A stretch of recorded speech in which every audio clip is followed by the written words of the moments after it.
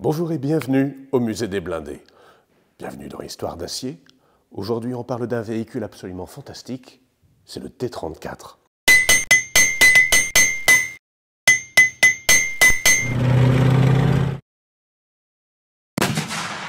Je suis très heureux de vous en parler pour deux raisons. D'abord, c'est un engin historiquement exceptionnel, et ensuite, l'histoire de notre T-34 est très mystérieuse. Cet engin-là a deux mystères principaux. Premier mystère, qu'est-ce qu'il fait en France, alors même que les soviétiques ne sont pas parvenus jusqu'à chez nous? Et ensuite, deuxième mystère, il en manque des morceaux. Là, le canon. Et ici, la trappe pilote. Je vais vous parler de tout ce que l'on sait sur l'histoire particulière de notre engin, mais avant ça, un petit point sur l'histoire des T-34. L'histoire du T-34 commence avec la guerre d'Espagne. Pendant la guerre d'Espagne, les soviétiques ont envoyé tout un tas de véhicules aux républicains, dont leur BT et leur T-26. Ce sont des véhicules qui sont puissamment armés, mais très légèrement blindés.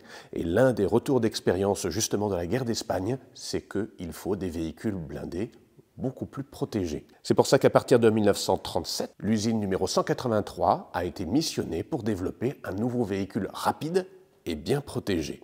C'est ce qui va devenir ensuite le T-34. Le T-34 est adopté enfin en décembre 1939 et c'est l'engin qui va peu à peu être évolué jusqu'à apparaître comme ici au musée. On a tendance à appeler ces engins-là le T-34-76, mais bon, les T-34 avec un canon comme celui-ci étaient, chez les soviétiques, tout simplement appelés T-34. Grosso modo, il n'y a que deux T-34, le T-34 tout court, sous-entendu canon de 76, et le T-34-85 qui a été réarmé et amélioré. En 1941, lorsque les Allemands attaquent l'URSS, le char le plus équilibré en puissance de feu, mobilité et protection. C'est ça qui en fait un véhicule absolument exceptionnel. Il est plus rapide qu'un char allemand, avec une meilleure autonomie, un canon qui est capable de les détruire à 1 km de distance, alors que, pour pouvoir mettre hors de combat un T-34, il faut la plupart du temps faire le tour et attaquer sur le flanc. Maintenant, l'histoire de notre T-34. Un grand nombre de choses ont été perdues dans le temps, mais on peut deviner tout un tas de choses rien qu'à observer le véhicule. Et tout un tas de petits éléments nous permettent de savoir que cet engin a été construit dans l'usine numéro 112 qui était placée sur la Volga, à l'est de Moscou. L'usine numéro 112 devait commencer à produire le T-34 à partir de juillet 1941. Mais en juin, juste avant, beaucoup de choses ont changé. Le 22 juin, Hitler attaque l'URSS et cela va provoquer d'énormes dégâts. D'abord, l'armée soviétique est contrainte à la retraite sur des milliers de kilomètres. Énormément de matériel doit être évacué, ainsi que les usines et leurs ouvriers.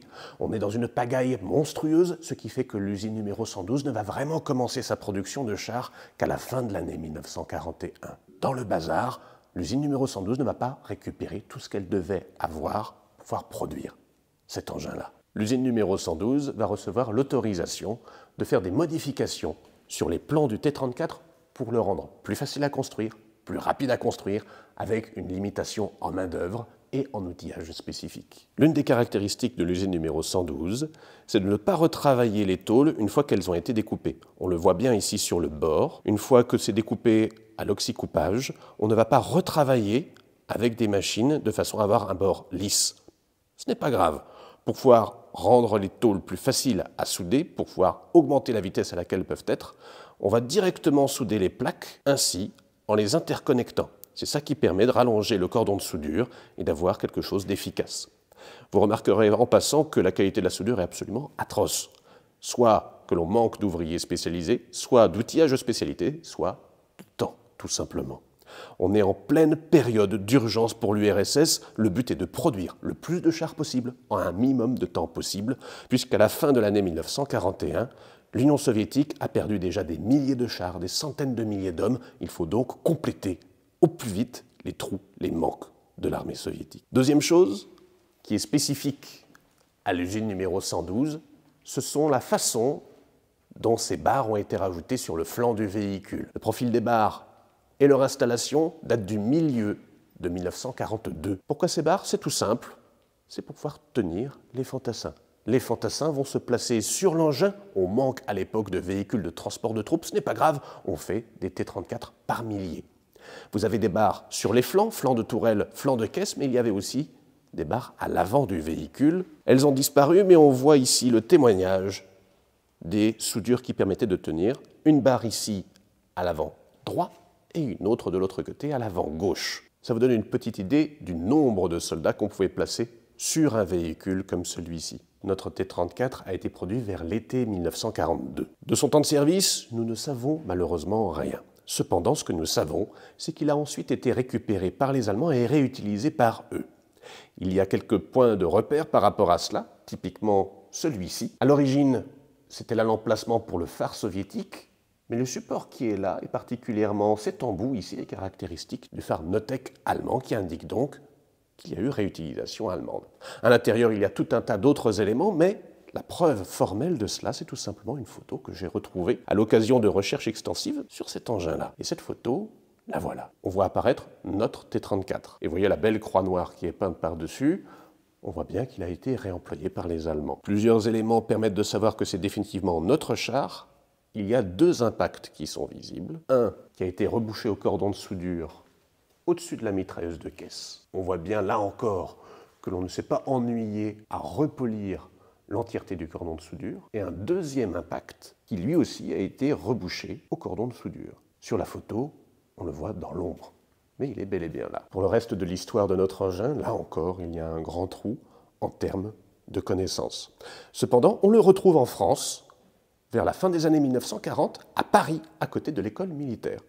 Le voilà, il est posé en pot de fleurs, avec un autre véhicule qui était à l'époque un Panthère. Et on remarque qu'à cette époque-là, le canon et la trappe du pilote sont toujours en place. Suit un trou encore de plusieurs années, et on retrouve à nouveau notre T-34, cette fois-ci à Satory, au sud-est de Paris. C'est là que beaucoup de véhicules ont été testés pour relancer l'industrie française. On le voit, la trappe et le canon, cette fois-ci, sont remplacés par des morceaux de tôle, des morceaux de bois. Sans doute parce qu'il y a eu une étude là-bas, à Satory, à partir de la plaque de blindage qui servait aux pilotes. Peut-être que le canon a été démonté. On est ici dans notre T-34. Cet engin a été largement vidé, d'une part parce qu'il a été étudié à Satory, et d'autre part que, sans doute, déjà à Satory, un grand nombre d'éléments manquaient. Ça nous permet de voir des choses qu'on ne voit pas habituellement. D'abord, ici se trouve l'un des deux hommes qui se trouvent en caisse habituellement, qui est le mitrailleur radio. Ces radios étaient placés sur la droite, et ce que vous avez là, c'est un trou qui va de l'autre côté vers l'antenne, qui permet d'envoyer les signaux. Ici, la mitrailleuse. Elle est placée là, et on vise par le dessus, avec un tout petit tenon, une toute petite mire. C'est vraiment à l'ancienne. Au pied du radio, vous avez la trappe trou d'homme pour pouvoir évacuer le véhicule. Ici, ce qui reste du fauteuil pilote. Il a disparu, mais c'est un bien, puisque l'on peut voir, à partir des pédales, des bandes et du levier de vitesse, tout le système de tringlerie qui va à l'arrière du véhicule pour transmettre les éléments envoyés par le pilote. À gauche du pilote, on voit un énorme ressort. Ça, habituellement, c'est couvert par une tôle, c'est l'un des éléments de suspension du char. Cette suspension est très spécifique, elle s'appelle la suspension Christie. Elle a été achetée à un ingénieur américain qui avait essayé de la vendre sans succès aux troupes américaines.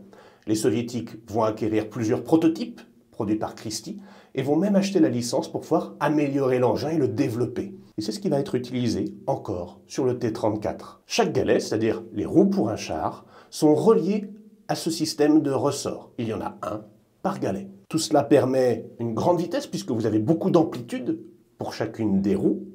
Ça permet une vitesse qui monte jusqu'aux alentours de 50 km/h. C'est très intéressant pour un véhicule qui est censé aller rapidement, mais ça prend beaucoup de place à l'intérieur du T-34. C'était d'ailleurs l'un des principaux reproches qui a été fait par les équipages à leur char d'assaut. On est à l'étroit dans un T-34. On est ici dans la tourelle du T-34.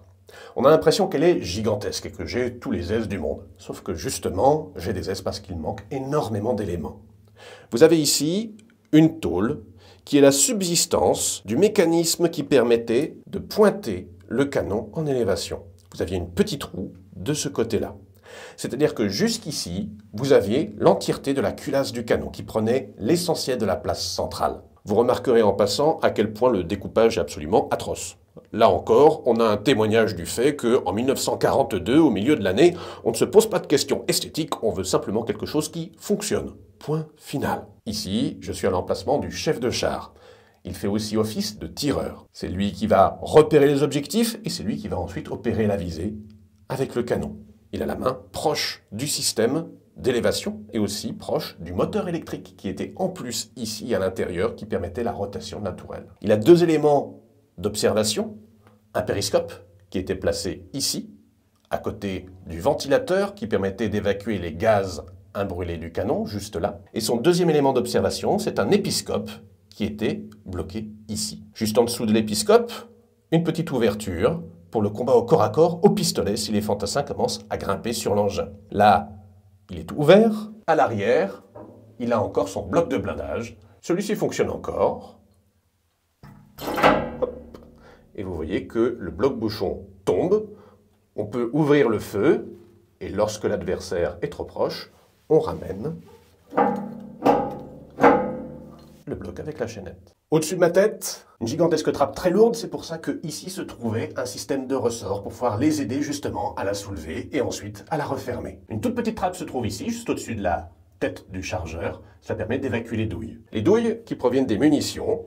Le chargeur en a 3 à disposition immédiatement à sa droite. À côté du chef de char, il y en a encore 3 autres. Et nous sommes en fait littéralement debout sur ce qui était en fait l'ancienne soute à munitions. Vous aviez tout un tas de casiers au sol, des boîtes en réalité, qui contenaient 68 munitions. Elles étaient accessibles directement puisque le T-34 a l'une des spécificités de ne pas avoir de panier de tourelle. Vous étiez suspendu sur une petite chaise, sur un petit dossier, et si vous vouliez mettre les pieds au sol et que la tourelle tournait, vous deviez suivre à pied la tourelle, car vous n'aviez pas de plancher tournant. On est ici dans le compartiment mécanique. Vous avez juste ici, en bas, le berceau où était placé le moteur. Les aimants rectangulaires placés de chaque côté étaient là pour les batteries. En jaune, ce sont les réservoirs.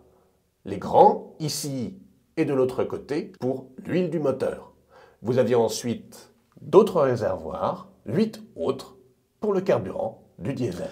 Passé l'urgence de 1942, la production de T-34 va se poursuivre jusqu'à l'ultime version qui sera le T-34-85, qui est le char d'assaut soviétique de la fin de la guerre. Nous en avons un, et bien entendu, nous ferons une vidéo sur cet engin qui, en plus, fonctionne toujours. D'ici là, merci de nous avoir regardés, à bientôt sur Histoire d'Acier, et surtout, n'hésitez pas à vous abonner à nos différents réseaux sociaux. Vous pouvez venir découvrir vous-même notre T-34, il est présent dans la collection permanente, mais cependant un petit peu à l'écart du sentier habituel, il faut que vous alliez au fond de la salle des grands hommes.